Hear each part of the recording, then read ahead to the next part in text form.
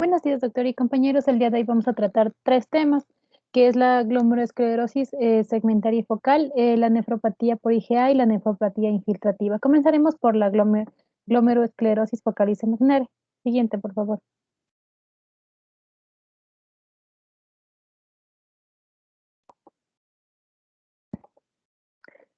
Primero comenzaremos hablando de la definición. Se le define como un síndrome clínico patológico en el cual nos va a decir su propio nombre por qué es segmentaria y por qué es focal. Segmentaria porque solo va a afectar a un segmento de todos los ovillos glomerulares. Y también focal porque al ovillo que afecte solo va a ser en una sola parte.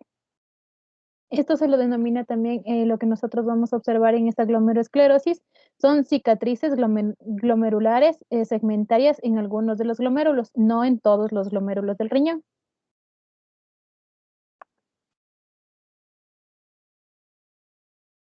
Siguiente, por favor. Ya, dentro de la etiología de la glomerulosclerosis focal segmentaria vamos a tener que dividirlas en dos. Primero vamos a tener las primarias, que está generalmente, como su nombre lo indica, suele ser por una causa idiopática. Se tiene una hipótesis de que esta es generada por un factor circulante que se lo conoce como SUPAR, pero todavía no se ha comprobado que está implícitamente relacionada con esta. También dentro de las primarias vamos a encontrar las causas genéticas, que son muy importantes porque se pueden producir mutaciones en genes en genes que mantienen el funcionamiento correcto del podocito, como la nefrina, la podocina y la alfa-actina 4.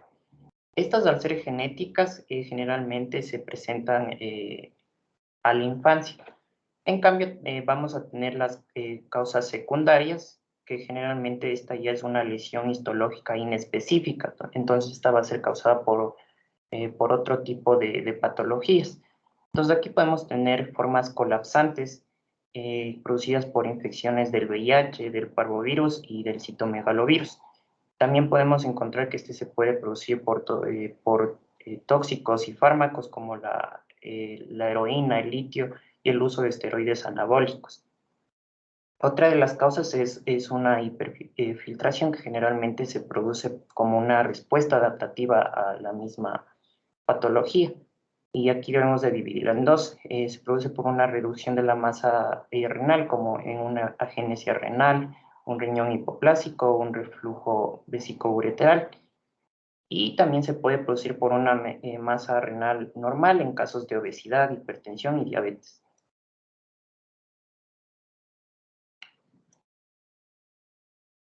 Puedes cambiarle, por favor. Ya, gracias.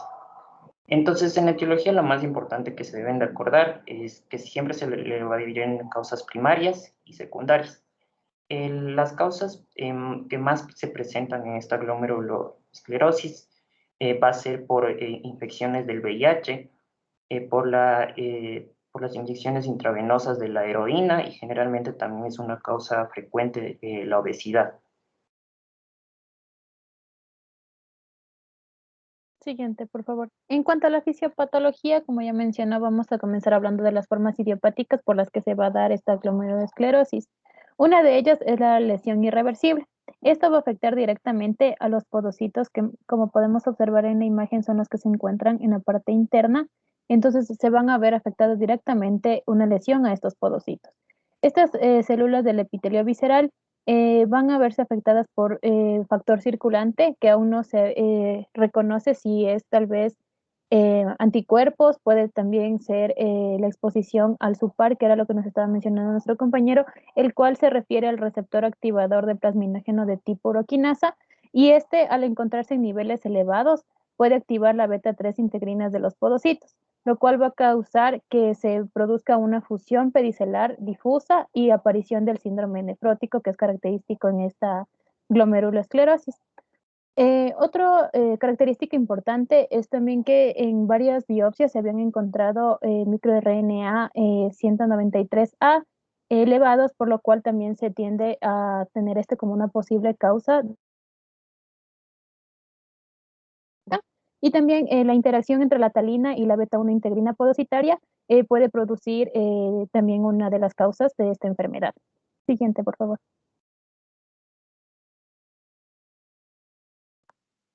Siguiente.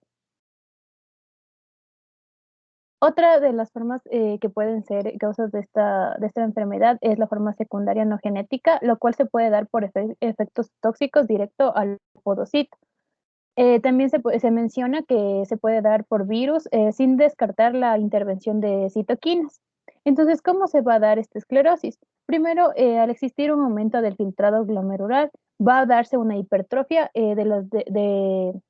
compensadora de los demás podocitos debido a que como hay una parte que no va a estar funcionando, al aumentar este filtrado glomerular, hay ciertas, se dice que los podocitos no tienden a multiplicarse, por ello existen las células parietales, que son las que, es una teoría, ¿no? Que las células parietales son las que van a reemplazar el lugar de los podocitos para poder compensar la función. Un clic más, por favor. Y esto lo que va a producir es que al moverse estas células parietales, la membrana basal va a quedarse sin barrera. Uno más, por favor, produciendo el paso de proteínas y macromoléculas, lo cual va a dar como un efecto un estrés hemodinámico y produciendo este estrés cambios en el fenotipo y en la función. Estos cambios a su vez van a producir que se dé más citoquinas y el factor de crecimiento y esta producción de citoquinas y del factor de crecimiento terminaría finalmente en una esclerosis. Uno más, por favor. Siguiente.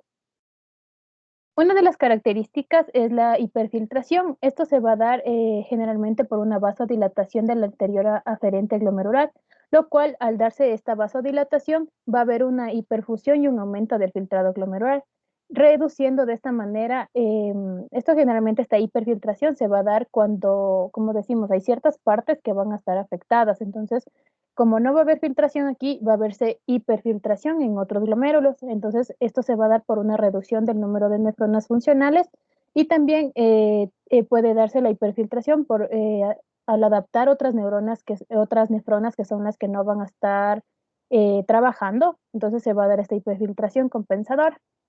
Siguiente.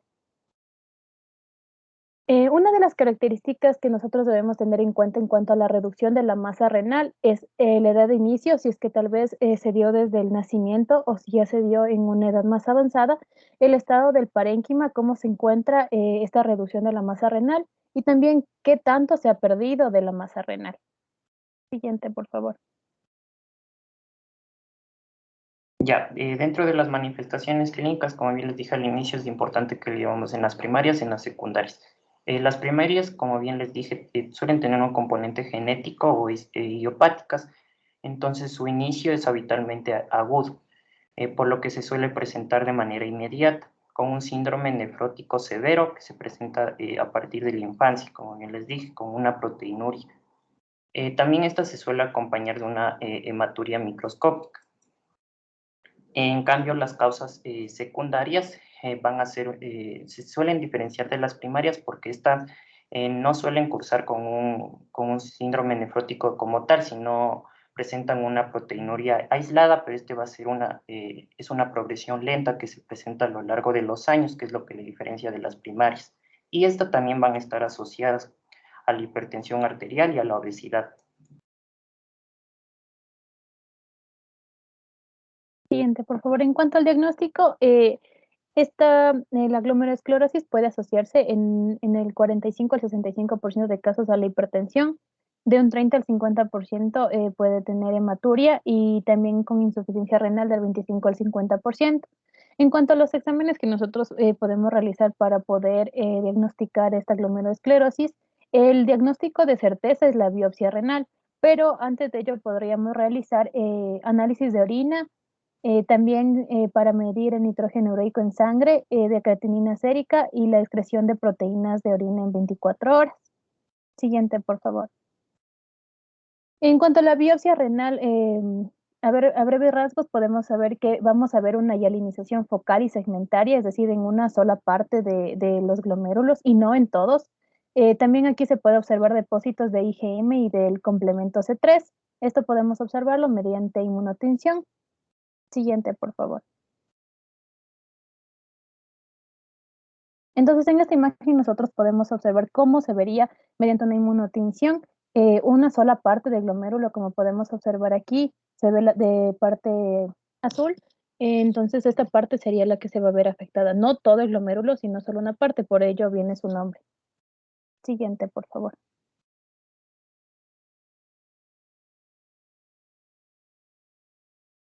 Ya, dentro del tratamiento debemos de primero realizar un diagnóstico diferencial de si es primaria o secundaria, pero en ambas vamos a seguir un tratamiento de IECA o ARA2, ya que estos disminuyen la falla renal y van a producir una proteinuria menor a 1 gramo de litro sobre el día. Entonces aquí primero tenemos que tener en cuenta que las causas primarias, nuestra primera línea de tratamiento para nuestro paciente van a ser los corticosteroides. Y tenemos que tener en cuenta los siguientes criterios: que esté ya cursando con un síndrome nefrótico como tal y no haya alguna etiología secundaria. Generalmente estas se acompañan de dosis de 1 miligramo por kilogramo al día. Esta tiene una duración de 8 a 12 semanas, que es lo recomendable, pero solo se ha visto una remisión completa del 20 y el 30%. Y nosotros, al extender este tratamiento a 6 meses o el 1 año, se ha visto que los pacientes no lo toleran bien, por eso es que solo se lo realiza en esa duración.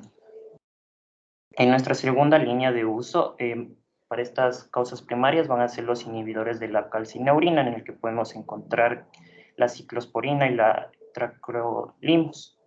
Estas inhibidores de la calcineurina generalmente han presentado una remisión de los 2/3 de casos en los cuales se usa, pero lo malo es que al suspender su uso, los pacientes vuelven a recaer y a presentar esta patología. Por eso es que se lo debe mantener en periodos durante 1 o 2 años, y la reducción debe de irse haciendo muy lenta.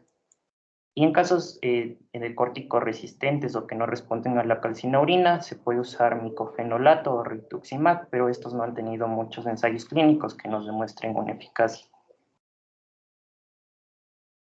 Ya, ahora la nefropatía por inmunoglobulina A. Aquí vamos a tener que esta es una glomerulonefritis proliferativa mesangial, que, como podemos ver en las imágenes, se caracteriza por este depósito mesangial difuso de inmunoglobulina A. Es frecuente que se presente más en hombres, generalmente se presenta en la segunda y tercera década de vida, y también se suele presentar más en asiáticos y en personas caucásicas. En cuanto a su etiología, mencionan que, como ya había mencionado antes, es típica en un varón adulto joven y también puede estar asociado a una cirrosis etílica o a la púrpura de Schoellen-Henoch. La lesión renal que se produce aquí es por depósitos de agregados o complementos de inmunoglobulina IgA1, y esto se la puede ver mediante una inmunotinción. Siguiente, por favor. En cuanto a lo que nosotros vamos a observar aquí, como ya mencionó, se puede ver depósitos de IgG o de IgA1 en el mesangio, lo cual va a producir un incremento en la matriz mesangial y proliferación de las células. También se puede ver asociado a polimorfismos y mutaciones en genes que regulan el sistema del complemento, lo cual va a ser característico para la presentación de la enfermedad. O también mencionan que puede haber un origen humoral cuando hay los trasplantes de riñón. También, en cuanto a la patogenia de la IgA1, esta pueden presentarse anticuerpos contra esta inmunoglobulina, y se van a dar depósitos en el riñón y también pueden darse depósitos en otros órganos. Siguiente. Ya, dentro de la fisiopatología de la nefropatía IgA, primero vamos a tener que este se produce por una deficiencia de glucosilación en las inmunoglobulinas A, específicamente en su región bisagra. Como puedes ver aquí, es normal que nosotros tengamos este segmento de galactosa, pero en la nefropatía por IgA hay un déficit del mismo. Entonces nuestro cuerpo lo va a identificar como un autoantígeno, que generalmente se presenta por la expresión de epítopos de N-acetil galactosamina. Entonces se producen estos autoantígenos que se presentan en esta región de la bisagra y generalmente se suelen producir por células plasmáticas de la médula ósea. Como segundo paso vamos a tener la formación de inmunocomplejos, pero ¿cómo se da la formación de estos inmunocomplejos? Se menciona que no es, el primer golpe no es solo suficiente tener una inmunoglobulina A con déficit de glicosilación, sino que tenemos que tener un segundo golpe, y este generalmente se basa por infecciones bacterianas o víricas que presentan epítopos similares a la N-acetilgalactosamina, por lo que el cuerpo empieza a producir anticuerpos específicos para estos epítopos, pero al reconocerlos de manera igual, existe una reacción cruzada, por lo que va a reaccionar contra la inmunoglobulina A. Entonces nosotros ya tenemos como segundo golpe la producción de anticuerpos en contra de la IgA. Entonces estos se unen y forman inmunos complejos que se van a depositar en la matriz mesangial. Como otro paso importante, tenemos que el aclaramiento de la IgA es reducido a nivel hepático, por eso es que se suele presentar niveles altos en el suero. Y al depositarse estos inmunocomplejos en la matriz mesangial, se activan las células mesangiales, estos empiezan igual a proliferar, a sintetizar más matriz mesangial y generan una reacción inflamatoria, que es en sí el componente principal de esta nefropatía. Y como último paso, podemos tener que se produce la activación del complemento. Entonces, estos generalmente es por la vía de la lectina o la alternativa, y estos se pegan a los inmunocomplejos, pero esto ya es de un mal pronóstico cuando se lo encuentra en una biopsia, cuando se tiene ya complemento de C3 o C4D.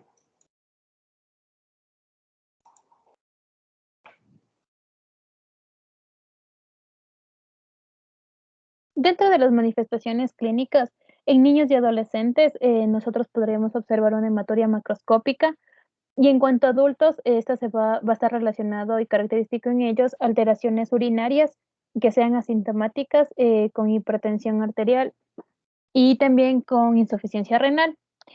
Otra de las manifestaciones es la proteinuria aislada. Esta puede ser inferior a 1,5 gramos en las 24 horas, y también tener una alteración constante, la cual puede remitirse. Otra característica es la microhematuria y proteinuria moderada, la cual se va a dar detección en periodos asintomáticos en el 25% de los pacientes, y una hematuria la cual va a ceder de 2 a 3 días y se puede asociar a diferentes dolores como dolor lumbar, fiebre, también astenia y mialgias. Y en cuanto a la emisión de una orina oscura, la cual va a ir en un intervalo de 72 horas entre infección y emisión. Una más, por favor. Y en la hematuria recurrente, la cual va a ser en los 75% de los pacientes, en los 75% de estos pacientes va a coincidir con la hematuria, en cuanto va a coincidir con una infección respiratoria, digestiva o urinaria. Una más, por favor. Ya dentro del diagnóstico tenemos que tener muy presente la clínica se puede presentar en el paciente. Como bien les dijimos, esta se acompaña de una hematuria, pero esta ya es una hematuria más microscópica. Y generalmente es frecuente que se presente infecciones de las vías respiratorias altas que producen esta hematuria después de 2 a 3 días. Entonces, nuestro diagnóstico de certeza para comprobar que es una nefropatía IgA es una biopsia renal, pero esta solo está indicada cuando ya se tiene un mal pronóstico. Esto quiere decir cuando ya se tiene una proteinuria persistente, una insuficiencia renal o está ya también acompañada de una hipertensión arterial, en la que esta biopsia renal podemos realizar estudios de inmunofluorescencia para comprobar el depósito positivo tanto para IgA como del complemento C3.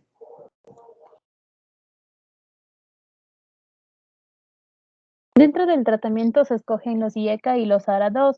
Estos son administrados en función de la presión arterial y también tienen un fin de reducir la proteinuria por debajo de los 0,5 al 1 gramo por día. Esto también se puede relacionar en cuanto a la pérdida de peso y también para el abandono de tabaquismo y sedentarismo. Otra de las características que se menciona es que los glucocorticoides han sido administrados durante 6 meses y han demostrado efectos favorables, pero sus limitados conocimientos en cuanto a los efectos secundarios que producen han llevado al uso del concominante del micofenolato de mofetil, lo cual permite reducir la dosis total de esteroides y algunos estudios sugieren que que tiene una eficacia específica este fármaco. Siguiente, por favor. Habla importante dentro del tratamiento que se puede dar, hay varias características además de los fármacos. Una de ellas es la dieta hiposódica, una más, por favor, el ejercicio físico programado, el abandono del tabaquismo en el caso de que lo realicen y también el control de la presión arterial. Siguiente. Y después de ello vendría el uso de los fármacos ya mencionados. Siguiente, por favor. Siguiente. Dentro de los fármacos también habla, en el caso de que exista una proteinuria mayor al gramo por día, una microhematuria persistente, se puede administrar inmunodepresores. Y en el caso de que en cuanto a las biopsias se puedan observar semilunas en más del 50% de los casos, en el más del 50% del campo se puede administrar glucocorticoides o ciclofosfamida. Siguiente, por favor. Ahora vamos a hablar en cuanto a la nefropatía infiltrativa o también conocido como riñón de mieloma. Siguiente. En cuanto a la definición, esto se le conoce como, va a ser el depósito de cadenas ligeras en grados, en el túbulo contorneado. Generalmente se da esto en el túbulo contorneado proximal y también se lo puede ver en el túbulo contorneado distal. Como está señalando mi compañero, en esa parte se puede observar donde se encuentra el mencionado riñón de mieloma. Entonces, este va a ir asociado a grados variables de la lesión renal. Y como ya mencioné, en grandes cantidades, grandes depósitos de estas cadenas ligeras. Lo cual estos depósitos de cadenas ligeras va a producir una precipitación en los túbulos renales. Y esta lesión tubular va a tener una sobrecarga de proteínas, una deshidratación y también va a producir hipercalcemia y puede estar asociada a medicamentos nefrotóxicos. Siguiente, por favor.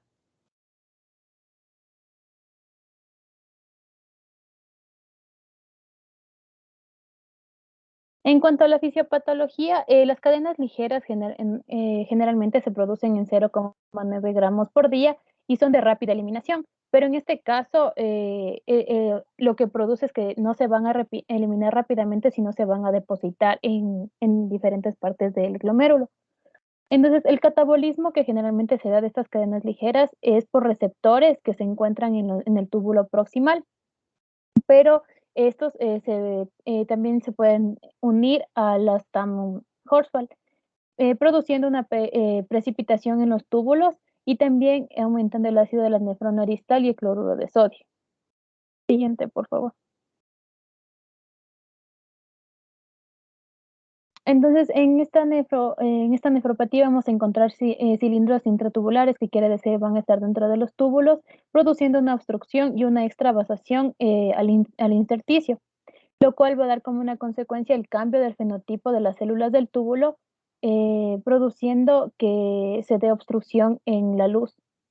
También aquí puede afectar el factor nuclear kappa beta, lo cual va a ir codificando el cual se encarga de codificar las proteínas de transición de epitelio a mesénquimo.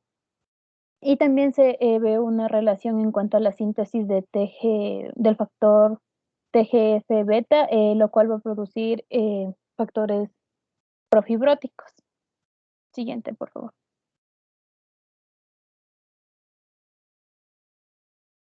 Y ya, dentro de las manifestaciones clínicas de esta nefropatía inflamatoria, lo más frecuente es que nosotros encontremos una proteinuria.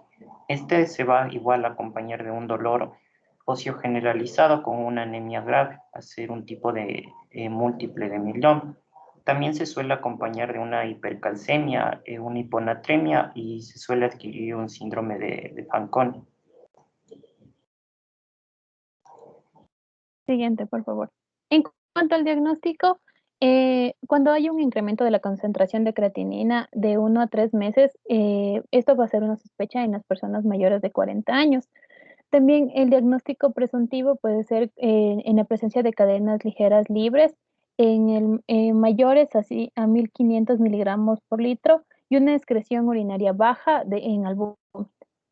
Existen estudios en pacientes con insuficiencia renal, esto que sean en menos de 6 meses que no tengan una causa aparente de esta insuficiencia renal.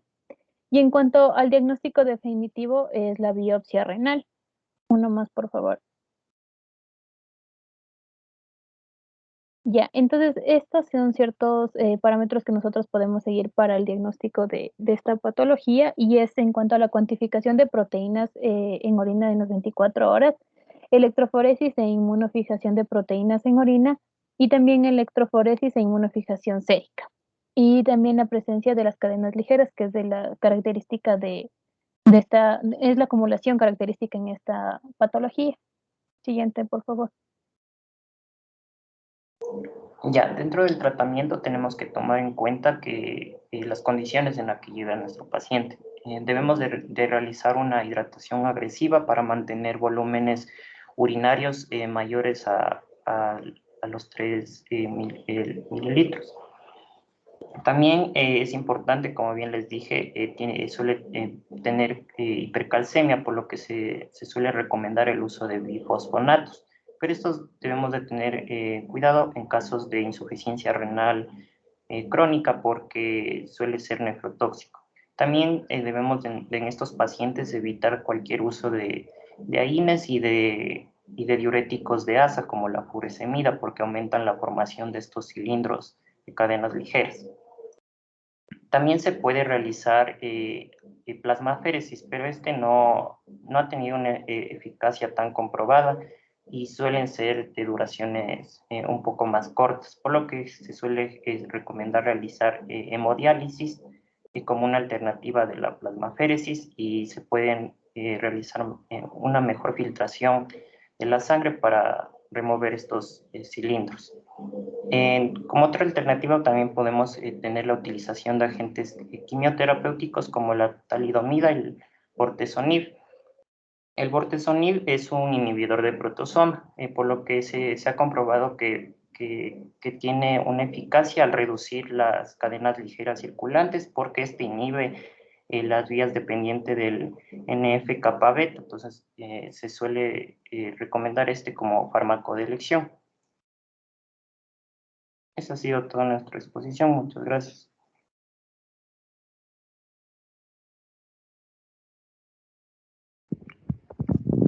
Hola chicos, ¿me escuchan?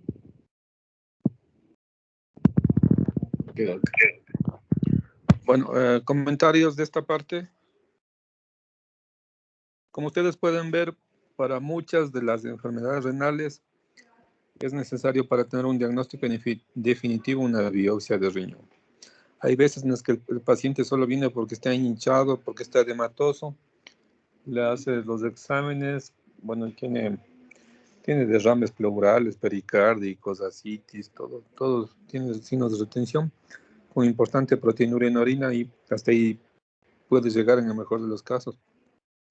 Y tal vez hacer algún perfil por la edad, ¿no? En personas un poco más jóvenes, glomerulosclerosis focal y cementaria, un poco mayores, una membranosa, en personas muy jóvenes, cambios mínimos. En una persona de unos 60 años que presenta dolor del cuerpo, malestar general, anemia, insuficiencia renal, pensar siempre en un mieloma. Son las pautas que se les podrían recomendar. Pero estamos más o menos así. Me han gustado mucho cómo han presentado los grupos de ahora. Se han ido alternando bastante bien. Chicos, voy a tomar también la evaluación de los temas de ahora. Por favor, revisen la información de las charlas. ¿Preguntas? O sea, de la exposición no me quedó muy en claro cómo en la glomerulosclerosis segmentaria focal es a causa de, o sea, se realiza un trasplante y puede producirse otra vez esa patología, o sea, no le entendí el por qué. Ya. ¿Recuerdan ustedes la etiología que dijeron los compañeros? La etiología, ¿por qué se producía la glomerulosclerosis focal y cementaria? Porque se sospecha, se puede inferir que el problema no está tanto en los riñones, sino en la sangre del paciente. Parece que hay una proteína mal codificada que los compañeros nos hablaban de que podría ser un anticuerpo. También hay gente que dice que puede ser una citoquina producida por los linfocitos. Es lo que los compañeros dijeron que se llama el factor de permeabilidad. Recuerdan que los compañeros hablaban del factor de permeabilidad, ¿no es cierto? Entonces, bueno, cuando una persona se le ha dañado el riñón por esta enfermedad, le ponemos un nuevo riñón a esta persona, pero esa persona sigue con el problema en la sangre, ¿no es cierto? Sigue con el factor de permeabilidad o el factor circulante en su sangre y le ponemos un nuevo riñón y el nuevo riñón se daña, se afecta, le da un proceso inflamatorio importante al nuevo riñón. Por eso es lo que dice eso.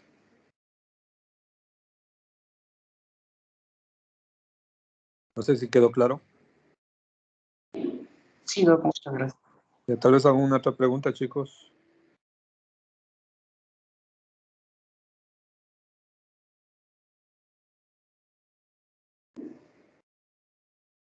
La mayor parte del tratamiento de estas enfermedades, como escucharon, es a través del uso de bloqueadores del sistema renina-angiotensina, de estatinas, de ahorradores de potasio, y cuando son muy severas con el uso de medicamentos inmunológicos que modulan la parte inmunitaria de los pacientes.